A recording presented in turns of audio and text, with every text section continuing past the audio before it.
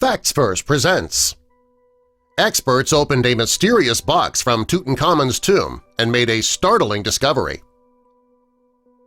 The tomb of Tutankhamun, better known as King Tut, was discovered and photographed by Howard Carter in 1922.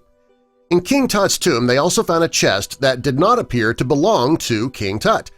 Researchers believed it belonged to his wife, Tutankhamun. The reason they drew that conclusion was that there is a plaque on the chest that identifies it as belonging to King Tut's queen. The two married when he took over the throne in 1332 BC. He was only 9 years old at the time. It's believed that the queen outlived King Tut, who died when he was 19 years old, and many wondered why a chest belonging to the queen would be located in King Tut's tomb. It's believed that she put it there as a keepsake for her husband to cherish in the afterlife.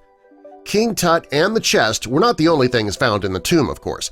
There were also 2 other female mummies there, and DNA evidence shows that they belonged to King Tut's mother and sister. When the queen was born, she was given the name Tutankhamun. The queen's mother was Akhenaten, and her mother was Nefertiti. She shared the same father with her husband, but that was not uncommon in ancient Egypt. He married his half-sister, but nobody looked down on it at the time. The couple was expected to produce heirs, and it seems the queen had 2 unsuccessful pregnancies. When King Tut's tomb was discovered, they discovered 2 mummified fetuses.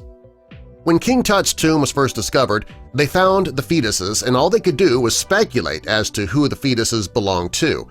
Back in 1922, DNA testing didn't exist yet. When DNA testing did become available, experts were able to run a test. It turned out that at least one of the fetuses was the queen's child, which meant that King Tut was the father. Experts believe the fetuses did not live because King Tut and his queen were half-siblings. The incest factor could also be a reason that King Tut suffered from poor health, disability, and a short life. According to the modern analysis performed on King Tutankhamun's mummy, he had a left club foot. That same foot also suffered from necrosis, which caused the tissue to die, and that would have caused King Tut to have some trouble walking, which is why they found walking sticks in his tomb. Modern science also proved that he suffered from malaria and had a cleft palate. At some point, he also suffered a broken leg that never healed properly. He was around 5 feet 6 inches tall, and he was thin. He had large front teeth and a severe overbite. Today, he would have been considered very unattractive. Despite everything that we know about King Tutankhamun, we don't know the actual cause of his death. The theory is that it was a combination of his fractured leg, malaria, and other issues that he was born with. When King Tut passed, he had no heirs. The children that he did conceive didn't make it to term. When Ramses I took over, he wanted to eradicate all memories of King Tut. According to Egyptian archaeologist Zahi Hawass, this would be the reason that King Tut's tomb remained intact and hidden for so many years. As I mentioned earlier, Howard Carter was the person who discovered King Tut's tomb. He was born in London, England in 1874, and he wasn't a healthy child himself. That meant that he spent most of his time at home in Swaffham in Norfolk. This gave him a chance to see the Egyptian antiques firsthand.